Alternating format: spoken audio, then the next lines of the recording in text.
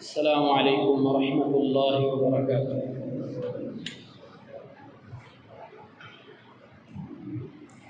الحمد للہ رب العالمین حمد الشاکرین والصلاة والسلام علی رسولہ الکریم وعلی آلہ واصحابہ اجمعین، اما بعد فاعوذ باللہ من الشیطان الرجیم، بسم اللہ الرحمن الرحیم، وما أرسلناك إلا رحمة للعالمين۔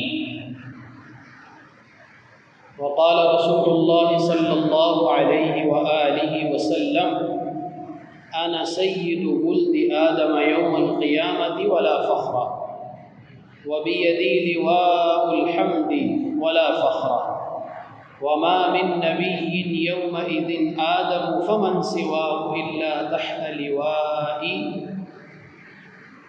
وأنا أول من تنشق عنه الأرض ولا فخر، أو كما قال عليه الصلاة والسلام۔ صدق الله وصدق رسوله الكريم۔ درود پاک پڑھ لیجیے، اللهم صل على محمد وعلى آل محمد وسلم۔ اللهم بارك على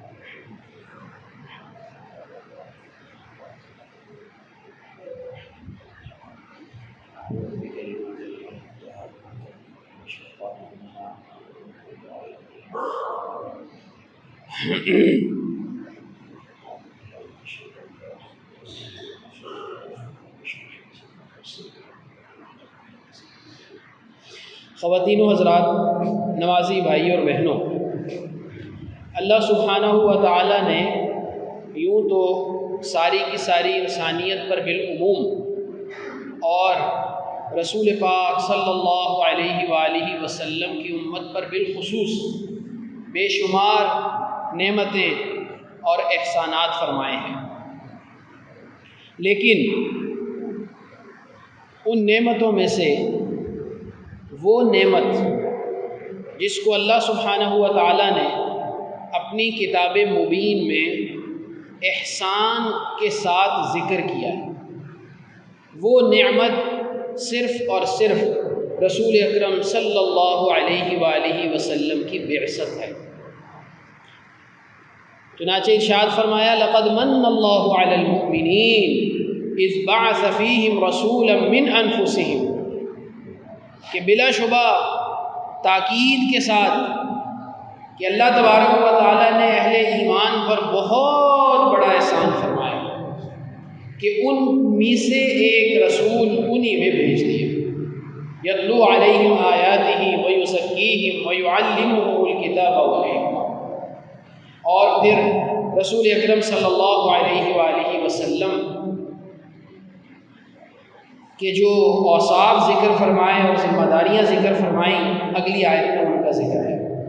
لیکن یہاں شروع میں جو نقطہ میں عرض کرنا چاہ رہا ہوں وہ یہ ہے کہ ہر مسلمان کو خاص طور پہ اس ماہ کے اندر کہ جس کی 9 تاریخ کو یا 12 تاریخ کو حضرت صلی اللہ علیہ وآلہ وسلم کی پیدائش ہوئی اور وفات میں اتفاق ہے کہ وہ 12 ربیع الاول ہی کو ہوئی، تو گویا اس مہینے میں نبی اکرم صلی اللہ علیہ وآلہ وسلم کی پیدائش بھی ہے اور اللہ کے رسول صلی اللہ علیہ وآلہ وسلم کی وفات بھی ہے۔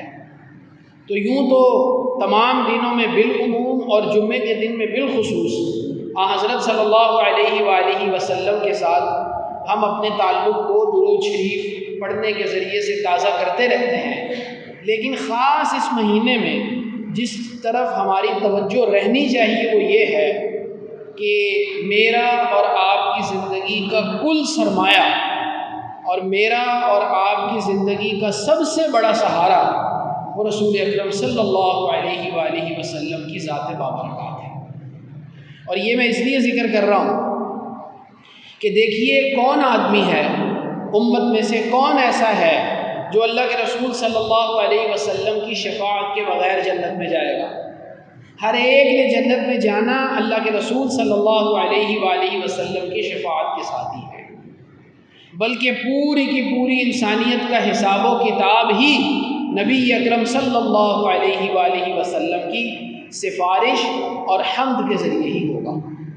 چنانچہ اللہ کے رسول صلی اللہ علیہ وآلہ وسلم نے ایک حدیث مبارکہ ہے، صحیح مسلم میں بڑی تفصیل کے ساتھ آئی ہے، اللہ کے رسول صلی اللہ علیہ وآلہ وسلم ارشاد فرماتے ہیں کہ قیامت کے دن انسانوں کو پریشانی اتنا گھیر لے گی اور وہ دن انسانوں کے اوپر اتنا بھاری ہوگا، انسانوں پر جنات کے اوپر اتنا بھاری ہوگا کہ وہ یہ کہہ اٹھیں گے کہ اس دن کی مصیبت سے نجات مل جائے چاہے جہنم ہی میں ڈال دیا جائے، کہ کوئی انسان اپنے ٹخنوں تک، کوئی اپنے گھٹنوں تک، کوئی اپنے پیٹ تک، کوئی اپنے کندھوں تک، کوئی اپنے گردن تک پسینے میں شرابور ہوگا۔ اور نبی اکرم صلی اللہ علیہ وآلہ وسلم ارشاد فرماتے ہیں، ایک ایک نبی کا آپ نے ذکر کیا ہے کہ ایک نبی کے پاس جائیں گے، پھر دوسرے نبی کے پاس جائیں گے، آدم علیہ السلام کے پاس جائیں گے، ابراہیم علیہ السلام کے پاس جائیں گے، نوح علیہ السلام کے پاس جائیں گے، سب کے پاس ساری انسانیت پریشان ہو کے جائے گی ایک ایک کر کے، اور ہر ایک کہے گا نفسی نفسی۔ نہیں، آج نہیں، آج ہم میں یہ ہمت نہیں ہے کہ اللہ کی بارگاہ کے اندر سفارش کر سکیں، آج تو اپنی ہی ذات ہے، بس ہم بچ جائیں، بس آج کے دن میں اللہ کا جلال، اللہ کا غضب، اللہ کی قہاریت وہ ایسی سطح پر ہے کہ ہم نہیں کچھ کر سکتے۔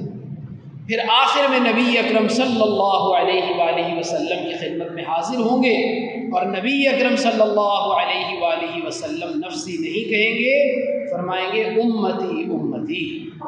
تو نبی اکرم صلی اللہ علیہ وسلم ارشاد فرماتے ہیں کہ جب ساری کی ساری انسانیت تھک ہار کے میرے پاس آئے گی تو پھر میں اللہ کے دربار میں ایک ایسا سجدہ کروں گا کہ اس سجدے میں اللہ کی ایسی تعریف کروں گا کہ وہ تعریف میں نے بھی پہلے کبھی نہیں کی ہوگی۔ تو پھر اللہ سبحانہ و تعالیٰ کے دربار میں جب میں سجدہ کر کے وہ تعریف کروں گا تو پھر اللہ سبحانہ و تعالیٰ ارشاد فرمائیں گے، یا محمد ارفع رأسک، اے محمد اپنا سر اٹھائیے، سل تعطیٰ، آپ سوال کیجئے عطا کیا جائے گا، واشفع تشفع، آپ سفارش کیجئے آپ کی سفارش قبول کی جائے گی۔ یہی شفاعت کبریٰ ہے۔ اور نبی اکرم صلی اللہ علیہ وسلم اللہ کی بارگاہ میں عرض کریں گے کہ اللہ، انسانیت کا حساب و کتاب شروع کیا ہے۔ تو اب غور کیجئے، وہاں حساب و کتاب بھی نبی علیہ السلام کی سفارش سے شروع ہو رہا ہے، اور جنت میں جانا بھی نبی اکرم صلی اللہ علیہ وآلہ وسلم کی سفارش سے ہے۔ ہم میں سے کوئی آدمی ایسا ہے جو یہ کہہ سکے کہ میں جب دنیا سے جاؤں گا تو میرے نامہ اعمال میں کوئی کبیرہ گناہ نہیں ہوگا؟ کوئی گارنٹی دے سکتا ہے؟ وہ بھی نہیں دے سکتا۔ اور نبی اکرم صلی اللہ علیہ وسلم نے ارشاد فرمایا، صحیح حدیث ہے، فرمایا شفاعتی لأہل الکبائر من امتی، میری شفاعت میری امت کے ان لوگوں کے حق میں ہوگی جنہوں نے کبیرہ گناہ کیے ہوں گے۔ تو اب سفارش، حساب و کتاب بھی نبی اکرم صلی اللہ علیہ وسلم کی سفارش سے شروع ہو رہا ہے، اور جنت میں داخلہ بھی نبی اکرم صلی اللہ علیہ وسلم کی سفارش سے ہو رہا ہے۔ اچھا، یہ بات تو ساری کی ساری رہی آخرت کی، اب دنیا پہ آ جائیے۔ دنیا کے اندر امت مسلمہ کو سرکار دو عالم صلی اللہ علیہ وسلم کے فیضان ہی سے قرآن کریم ملا ہے، امت کو نبی اکرم صلی اللہ علیہ وسلم کے فیضان ہی سے یہ شریعت ملی ہے، اور یہ شریعت انسانوں کے لیے زندگی گزارنے کا سب سے بہترین طریقہ ہے۔ اس لیے اللہ سبحانہ و تعالیٰ نے اپنے نبی اکرم صلی اللہ علیہ وآلہ وسلم کو روحانی اور جسمانی ساری کی ساری خوبیاں دے کے عطا فرمایا۔ غور کیجئے، جسمانی خوبیاں بھی عطا فرمائی ہیں، روحانی خوبیاں بھی عطا فرمائی ہیں، اور پھر سب سے بڑا معجزہ جو اللہ کے رسول صلی اللہ علیہ وسلم کو عطا ہوا وہ قرآن کریم ہے، اور سب سے بڑی نعمت جو نبی علیہ السلام نے امت کو دی وہ یہ شریعت ہے۔ اس میں ہمارے لیے بہت بڑا پیغام ہے جس کو میں آخر میں ذکر کرتا ہوں۔ اب میں نے 3 باتیں ذکر کی ہیں۔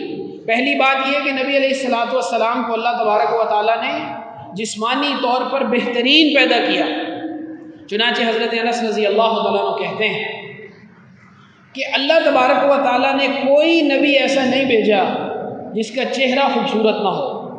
پھر ارشاد فرمایا، اور تمہارے نبی تمام نبیوں کے اندر سب سے بڑھ کر خوبصورت ہے۔ پھر اللہ کے رسول صلی اللہ علیہ وآلہ وسلم کو اللہ تبارک و تعالیٰ نے چنا ہے۔ کس طرح چنا ہے؟ کتنی زیادہ سلیکشن ہوئی ہے۔ آپ دیکھتے ہیں کسی جگہ پہ کوئی سیٹ ہو اور اپلیکینٹ بہت زیادہ ہوں تو 3-4 مرتبہ اسکروٹنی ہوتی ہے۔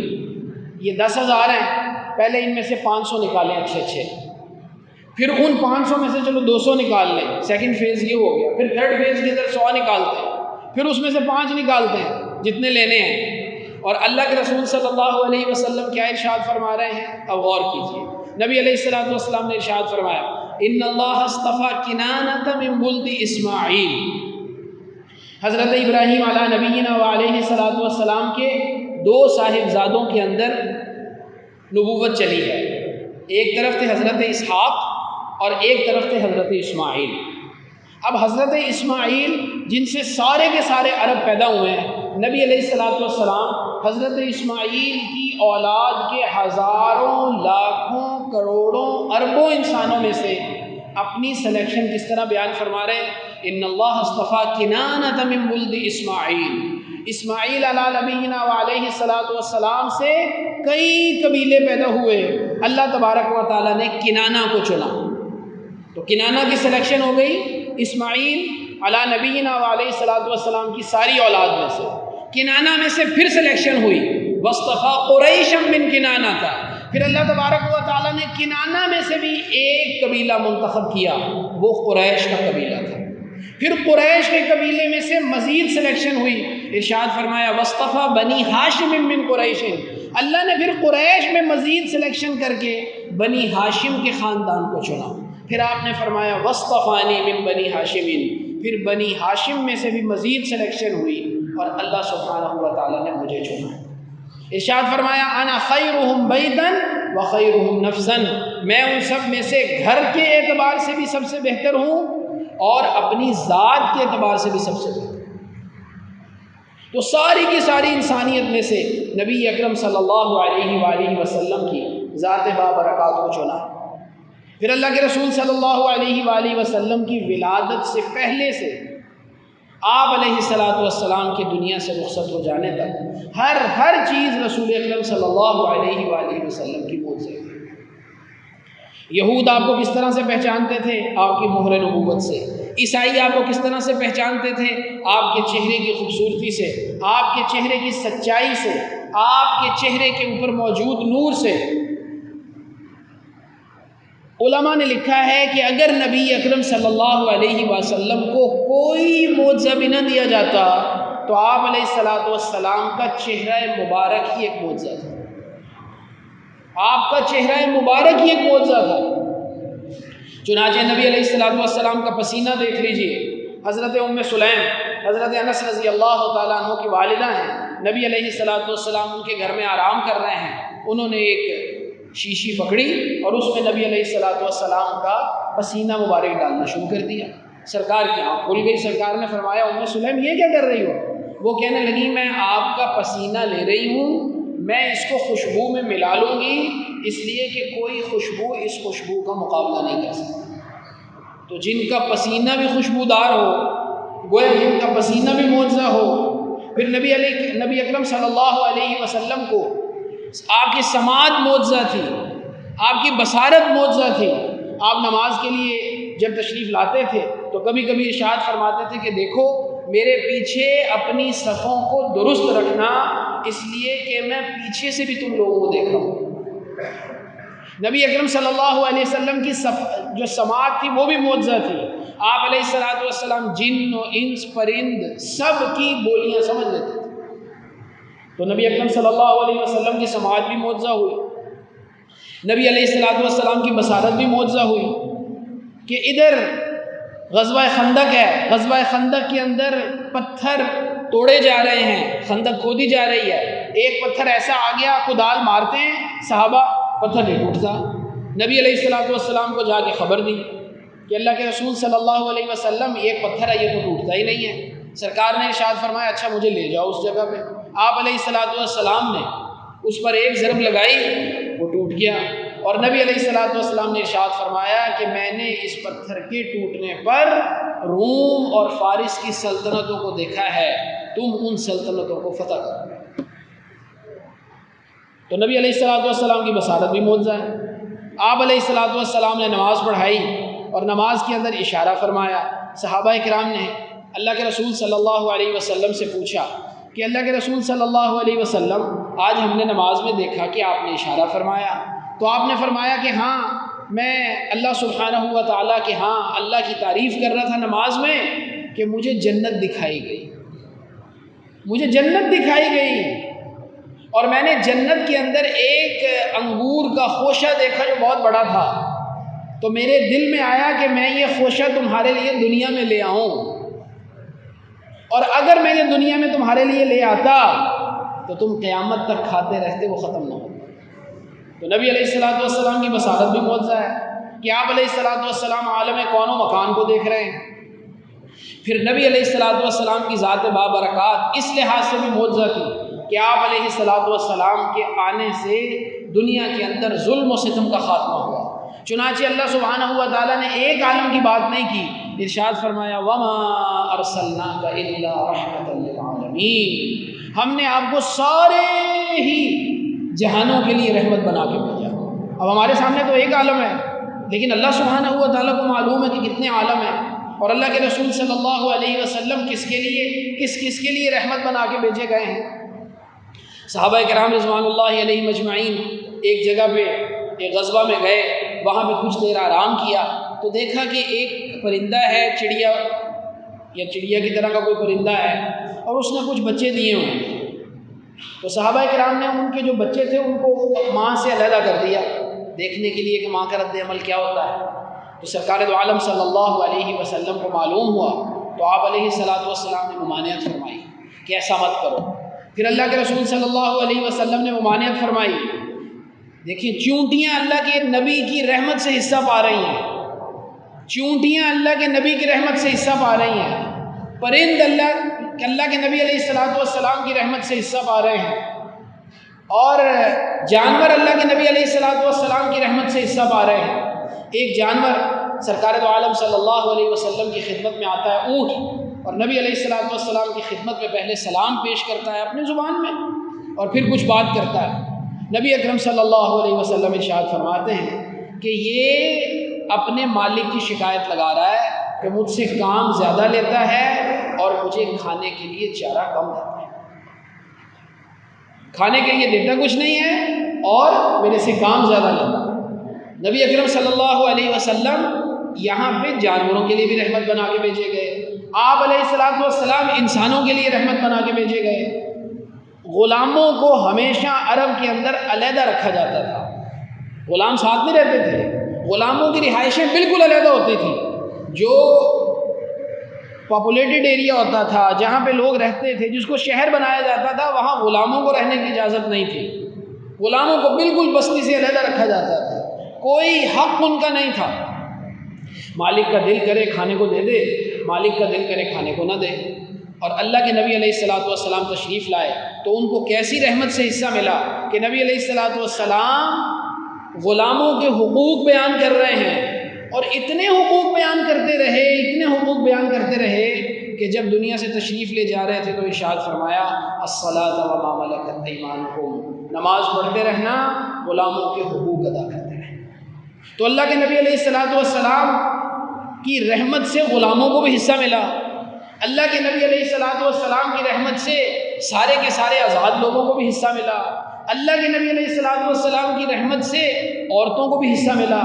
عورتوں کا عرب کے اندر کوئی حق نہیں تھا، وراثت میں حق ان کو نہیں ملتا تھا، مرد 100 طلاق دے دیتے تھے پھر رجوع کر لیتے تھے۔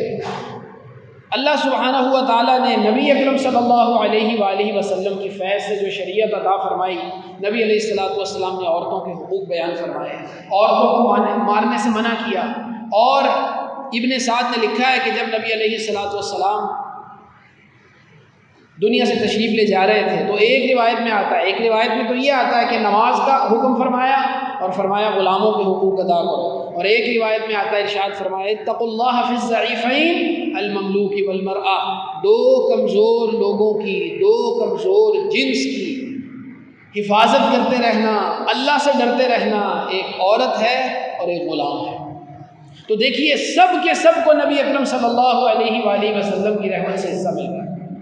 امت کے لیے اس میں کیا سبق ہے؟ امت کے لیے سب سے پہلا سبق یہ ہے کہ سب سے پہلے اپنا عقیدہ مضبوط کرے کہ دنیا کے جتنے نظام ہیں، کسی کالے کا بنایا ہوا نظام ہے، کسی گورے کا بنایا ہوا نظام ہے، کسی انگریز کا بنایا ہوا نظام ہے، یا کسی اور کا بنایا ہوا نظام ہے، کسی کا کوئی بنایا ہوا قانون ہے، اللہ کے رسول صلی اللہ علیہ وسلم کی شریعت دنیا کے انسانوں کے بنائے ہوئے تمام نظاموں سے افضل ہے، بہتر ہے اور اعلیٰ۔ اگر یہاں کہا جا رہا ہے عورتوں کو کہ پردہ کرو، عورتوں کی بھلائی پردہ کرنے میں، اپنے آپ کو لپٹ کر رکھنے میں ہے۔ اگر یہاں کہا جا رہا ہے کہ سود کو ختم کرو، سود میں کبھی کوئی بھلائی نہیں ہو سکتی۔ میرے حبیب جب کہتے ہیں کہ سود میں کوئی بھلائی نہیں ہے تو سارے کے سارے دنیا والے مل کے کہتے ہیں اس میں بھلائی ہے۔ اس میں بھلائی ہو سکتی ہے؟ کیا کسی مسلمان کا ایمان اس وقت تک مکمل ہو سکتا ہے جب تک اسے نبی علیہ الصلوۃ والسلام کی لائی ہوئی شریعت سارے کے سارے انسانوں کے بنائے ہوئے قوانین سے زیادہ محبوب نہ ہو جائے؟ ہو سکتا ہے اس کا ایمان مکمل۔ آج ہم نبی علیہ الصلوۃ والسلام کے فضائل کو بیان کرتے ہیں اور کرنے بھی چاہیے، لیکن اس طرف ہماری توجہ نہیں جاتی۔ نوجوان مختلف طرح کے فیشن کرتے ہیں، مختلف طرح کے نظاموں کی تعریف کرتے ہیں۔ گوروں کے ملک میں جاتے ہیں تو کہتے ہیں واہ جی واہ کیا ملک ہے، اور یہاں پہ کیا چیزیں ہیں، اور کیا صفائی ہے اور کیا ستھرائی ہے۔ من و من شرک کی جو گندگی ہے وہ ان کو نظر نہیں آتی۔ صحابہ کرام رضوان اللہ علیہ مجمعین کو دین کتنا محبوب تھا، غور کیجئے اس بات پر۔ سرکار دو عالم صلی اللہ علیہ وسلم تشریف لائے ہیں، صحابہ کرام بیٹھے ہوئے ہیں، نبی اکرم صلی اللہ علیہ وسلم نے ارشاد فرمایا اچھا میرے آنے سے پہلے تم آپس میں کیا گفتگو کر رہے تھے؟ میرے آنے سے پہلے تم آپس میں کیا گفتگو کر رہے تھے؟ تو صحابہ کرام نے عرض کیا کہ اللہ کے رسول صلی اللہ علیہ وسلم ہم اللہ کی اس بات پر تعریف کر رہے تھے کہ اللہ نے آپ کے ذریعے ہمیں جاہلیت سے نکال کر نور ایمان نصیب فرمایا۔ یہ دیکھیں صحابہ کرام اس بات پر اللہ تبارک و تعالیٰ کا شکر ادا کر رہے ہیں کہ ہمیں ایمان کی دولت ملی ہے۔ مغیرہ بن شعبہ رضی اللہ تعالیٰ عنہ، نہاوند کی جنگ ہے، نہاوند یہ فارس کی ایک جگہ تھی، وہاں پہ جنگ کا ماحول ہے، اور وہاں کا جو سربراہ تھا، وہ جو سپہ سالار تھا، اس نے مغیرہ بن شعبہ رضی اللہ عنہ کو بلایا۔ یہاں ایک روایت میں آتا ہے خط لکھا اور اس نے کہا کہ تم دنیا کے سب سے زیادہ جاہل لوگ ہو، تم دنیا کے سب سے زیادہ گنوار لوگ ہو، لوگ تم سے کلام کرنا پسند نہیں کرتے، اس لیے اگر تم ہمارے مقابلے میں آ ہی گئے ہو تو یہ بات ذہن میں رکھو کہ اگر میں اپنے فوج کو حکم دوں اور وہ فوج تمہارے ساتھ لڑے تو وہ یہاں تمہاری لاشوں کے ڈھیر لگا دے گی، اس لیے بہتر یہ ہے کہ تم جہاں سے آئے ہو وہیں واپس چلے جاؤ۔ مغیرہ بن شعبہ رضی اللہ تعالیٰ نے جواب لکھا یا خود دو بدو جواب دیا، ارشاد فرمایا تم بالکل صحیح کہتے ہو، ہم واقعی ایسے لوگ تھے، لیکن تھے اب نہیں ہیں، ہمیں دنیا میں پوچھتا کوئی نہیں تھا، ہم جاہلیت کے گڈا ٹوپ اندھیروں میں تھے، یہ تم بالکل صحیح کہتے ہو، ہمارے اندر کوئی تہذیب نہیں تھی، کوئی ثقافت نہیں تھی، کوئی نرمی نہیں تھی، لیکن پھر اللہ تبارک و تعالیٰ نے ہم پر احسان کیا اور ہم میں اپنے نبی محمد الرسول اللہ صلی اللہ علیہ وسلم کو بھیجا، اور انہوں نے ہماری جہالت کو علم کے ساتھ تبدیل کر دیا، اور اللہ تبارک و تعالیٰ نے ان کے ذریعے سے ہمیں نور ایمان نصیب فرمایا۔ اور اب تم یہ بات سمجھ لو کہ اللہ نے اپنے نبی کے ذریعے سے ہمیں بشارت عطا فرمائی کہ تم اس زمین کو فتح کرو گے، لہٰذا اگر تمہاری ہمارے ساتھ مڑ بھیڑ ہوئی تو ہم ہی انشاءاللہ فتح یاب ہوں گے۔ کیا ہمیں یہ احساس ہے آج؟ کیا ہم اس پر فخر کرتے ہیں کہ اللہ تبارک و تعالیٰ نے ہمیں نبی اکرم صلی اللہ علیہ وسلم کے ذریعے سے کتنی پیاری شریعت عطا فرمائی ہے؟ کیا نماز سے، زکوٰۃ سے، روزے سے، حج سے بڑھیا کوئی اور عبادت ہو سکتی ہے؟ کیا خرید و فروخت کا کوئی طریقہ اللہ کے نبی علیہ الصلوۃ والسلام کے بتائے ہوئے طریقے سے بہتر ہو سکتا ہے؟ کیا معاشرت اللہ کے نبی علیہ الصلوۃ والسلام کی بتائی ہوئی معاشرت سے بہتر ہو سکتی ہے؟ اس لیے کسی کرسی پر بیٹھا ہوا جج اور کسی انتظامی عہدے پہ بیٹھا ہوا افسر اور ملک کا وزیر اعظم اور ملک کا صدر، ان سب لوگوں کو یہ بات سمجھ لینی چاہیے کہ اگر یہ اللہ کے رسول صلی اللہ علیہ وسلم کی لائی ہوئی شریعت کو سب سے بہتر سمجھ کے اس کے مطابق فیصلے کریں گے تو نبی اکرم صلی اللہ علیہ وسلم کی بارگاہ میں سرخرو ہو گے، اور اگر انہوں نے ایسا نہ کیا تو اللہ کے رسول صلی اللہ علیہ وآلہ وسلم قیامت کے دن ان سب پر گرفت فرمائے گا۔ وقال الرسول یا رب ان قوم اتخذوا هذا القرآن مہجورا۔ آپ یہ دیکھ لیجئے 12 ربیع الاول کا موقع آئے گا، سارے کے سارے سرکار دو عالم صلی اللہ علیہ وسلم کی فضائل بھی بیان کر رہے ہوں گے، لیکن اللہ کے رسول صلی اللہ علیہ وسلم کی لائی ہوئی شریعت کو اپنی زندگیوں میں کس وقت اور کس طرح سے نافذ کرنا ہے اور کتنا نافذ کیا ہے، اس کی طرف کسی کی توجہ نہیں ہوگی۔ اس لیے جہاں نبی علیہ الصلوۃ والسلام کی ولادت رحمت ہے، وہاں نبی اکرم صلی اللہ علیہ وسلم کی بعثت بھی رحمت ہے۔ آپ کی ولادت بھی رحمت ہے، آپ کی بعثت بھی رحمت ہے، اس لیے کہ آپ کی ولادت کے ذریعے سے نہیں بلکہ آپ کی بعثت کے ذریعے سے ہمیں شریعت ملی۔ اللہ کے نبی اکرم صلی اللہ علیہ وسلم کو 40 سال کی عمر میں شریعت ملی ہے اور بعثت کے وقت شریعت ملی ہے، اور نبی اکرم صلی اللہ علیہ وسلم کی اس امت کے اوپر سب سے بڑی نعمت اور احسان جو اللہ کے ذریعے سے ہمیں ملا ہے وہ یہ شریعت ہے۔ اس لیے ہم میں سے ہر ایک کو اس بات کا عہد کرنا ہوگا کہ نبی علیہ الصلوۃ والسلام کے طریقے کو ہم اپنی زندگیوں میں نافذ کریں، اپنی زندگیوں میں اپنائیں، اور اپنے حکمرانوں سے اس بات کا مطالبہ کریں کہ وہ ہمیں شریعت محمدی کے مطابق چلائیں۔ اگر وہ شریعت محمدی کے مطابق نہیں چلاتے تو قرآن ان کو کافر بھی کہہ رہا ہے، ظالم بھی کہہ رہا ہے، فاسق بھی کہہ رہا ہے، جو اللہ کے لائے ہوئے قانون کے مطابق فیصلہ نہیں کر رہے۔ وَمَن لَّمْ يَحْكُم بِمَا أَنزَلَ اللَّهُ فَأُولَٰئِكَ هُمُ الْكَافِرُونَ۔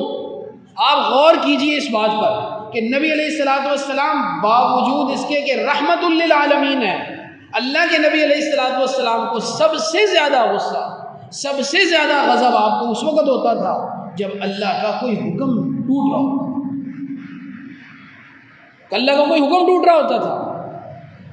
قبیلے کی عورت ہے، بڑی ہی مالدار ہے اور بڑی شرافت اور حسب نسب والی ہے، لیکن چوری کر بیٹھی ہے، چوری کر بیٹھی ہے۔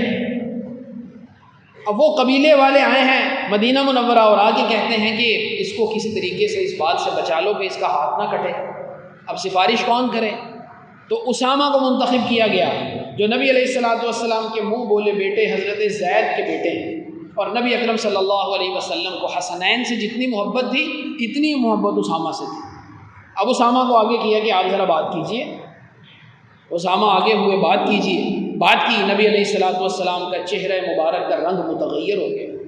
آپ نے فرمایا اسامہ تم اللہ کی حدود میں سے کسی حد کے ختم کرنے کے بارے میں سفارش کرتے ہو؟ اللہ کی قسم اگر اس فاطمہ کی جگہ فاطمہ بنت محمد بھی چوری کر لیتی تو میں اس کا ہاتھ بھی کاٹ دیتا۔ یہ اللہ کے نبی اکرم صلی اللہ علیہ وآلہ وسلم کو یہ غصہ، یہ غضب کس وجہ سے آ رہا ہے؟ کہ اللہ تبارک و تعالیٰ کی بتائی ہوئی حد کو نافذ نہیں کیا جاتا۔ آج ہمارا حال دیکھ لیجیے کہ کبھی کوئی اٹھ کے کہتا ہے کہ جناب نہیں انسانوں کے ہاتھ کان کاٹنا مناسب نہیں سمجھتے، کوئی کہتا ہے کہ نہیں ہم سرے عام سزا دیں گے تو ہماری جو ہے وہ IMF ہماری ایڈ بند کر دے گا اور ہمیں دنیا کے اندر تنہا کر دیا جائے گا۔ اگر ہمیں تنہا بھی کر دیا جائے اور اللہ ہمارے ساتھ ہو، کوئی ہمارا نقصان نہیں کر سکتا۔ لیکن یہ یقین ہی پیدا نہیں ہوا تو پھر نبی اکرم صلی اللہ علیہ وسلم سے محبت ادھوری ہے۔ نبی اکرم صلی اللہ علیہ وسلم کی محبت کے بعد سب سے بڑی چیز جو زندگیوں میں فوری طور پہ آنی چاہیے وہ اطاعت ہے۔ صحابہ اکرام رضوان اللہ علیہم اجمعین کی زندگی کو دیکھیے، نبی اکرم صلی اللہ علیہ وسلم کا ایک حکم ہوتا تھا وہ اپنی جان نثار کر دیا کرتے تھے۔ تو محبت حقیقت میں وہ ہوتی ہے کہ انسان جس سے محبت کر رہا ہے اس کی اطاعت کرے۔ تو آج یہ بات ہمیں بھی سمجھنی ہوگی، ہمیں بھی اپنے گھروں کے اندر شریعت کے مطابق ماحول بنانا ہوگا، ہمیں بھی اپنے کاروباروں کو، اپنی ملازمتوں کو شریعت کے مطابق کرنا ہوگا، ہمیں اپنے بچوں کو شریعت کے مطابق چلانا ہوگا، اور ہمیں جس حد تک ہماری آواز سنی جا رہی ہو یہ آواز لگانی ہوگی کہ ہمیں شریعت محمدی کے مطابق زندگی گزارنے کا موقع فراہم کیا جائے۔ اللہ سبحانہ و تعالی ہمیں اپنے نبی سے سچی محبت نصیب فرمائے اور اس محبت کے نتیجے میں سچی اطاعت نصیب فرمائے۔